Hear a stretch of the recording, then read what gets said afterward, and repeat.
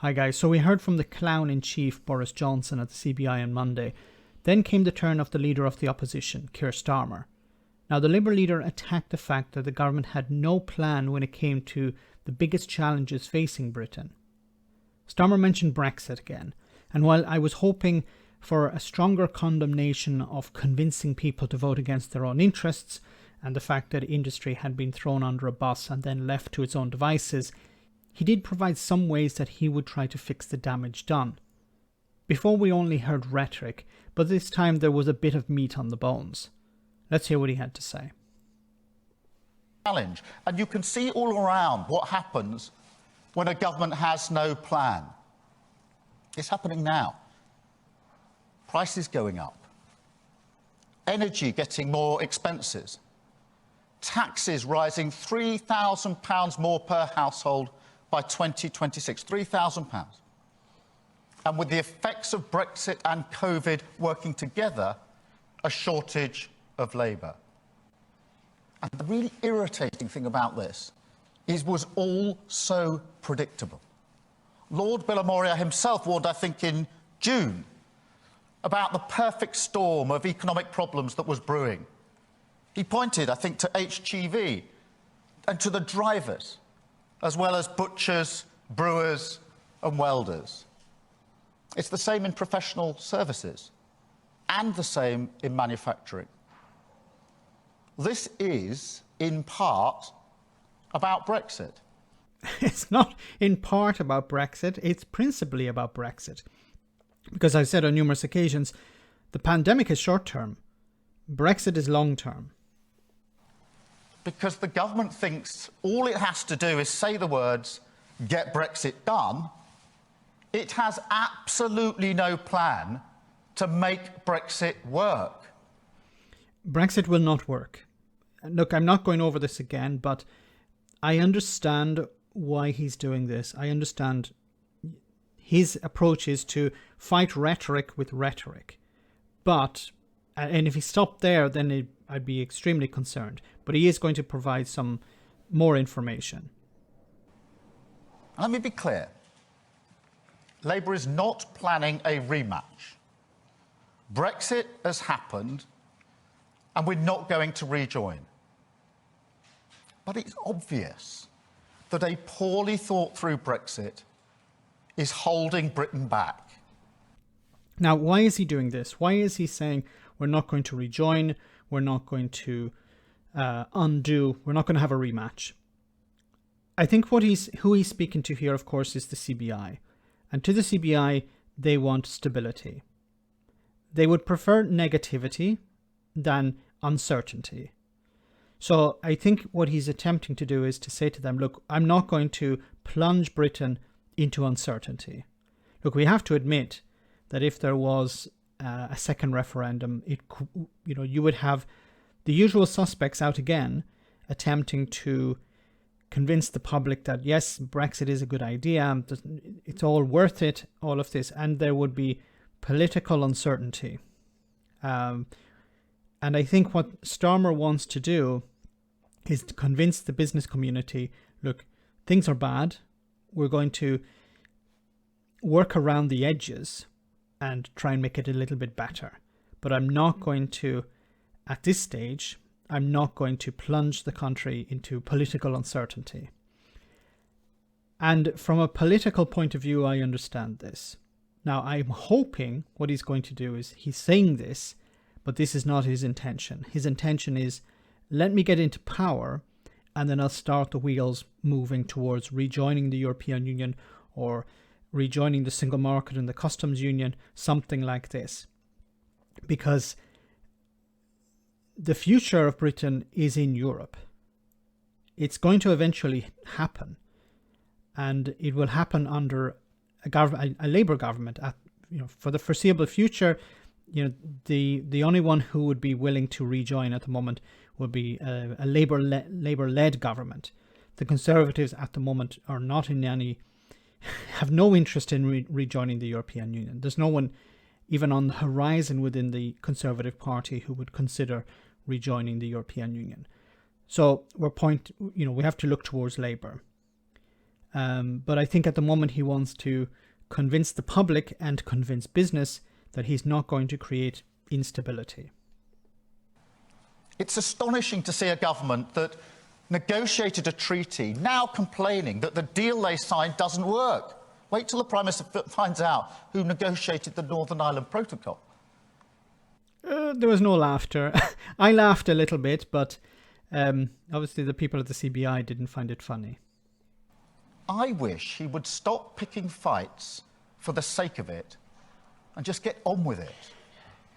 Labour will work with you, with business on this. We should carry out a transparent and honest analysis together of all the holes in the Prime Minister's deal. We need to work out how we can fill them, and fast, without the risk of trade wars, without erecting further barriers to cooperation with our allies, and without the need for even more years of painful negotiations.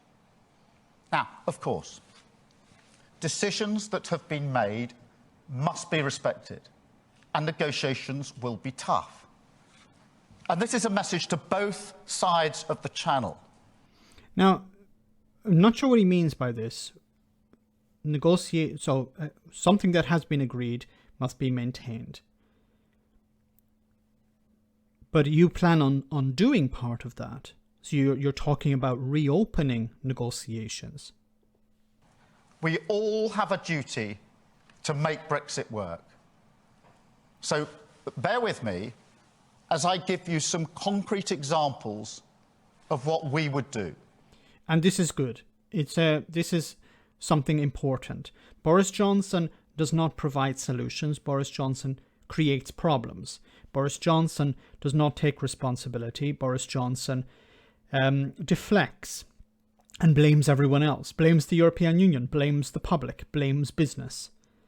So I think this is a good approach by Starmer to say, look, I'm here to fix the problem, but I'm not just talking, I'm actually going to walk the walk as well.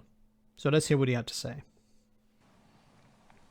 We would negotiate a new veterinary agreement for trade in agri-products. Now, this would have two benefits. First, it would help to get through the impasse over the Northern Ireland Protocol. Second, it would cut red tape and barriers for exporters across the United Kingdom. Labour would also look to find an agreement on mutual recognition of conformity assessments across all sectors. That would mean that our producers would no longer have to complete two sets of tests. There would be no need for two certification processes to sell goods in both the UK and the EU. We would also seek regulatory equivalence for financial services and mutual recognition of professional qualifications, because we absolutely recognise the importance of looking after our world-class financial and professional service businesses. We would also seek to maintain Britain's data adequacy status. That would mean that our data protection rules would continue to be deemed equivalent to those in the EU, which would, in turn, make UK digital services companies more competitive. And finally, we would seek a better long-term deal for UK hauliers to ease the supply chain problems we're seeing. Now, there's a lot of things here. Some of these are acceptable to the European Union. The European Union has welcomed some of these. Others, we don't have enough detail, so it's difficult to determine whether they would be acceptable or not. And for example, the last one where he says a new deal for heavy goods vehicle drivers. I'm not sure what he means by that. So it would be interesting to see a bit more of this detail and understand which are feasible, which are acceptable to the European Union.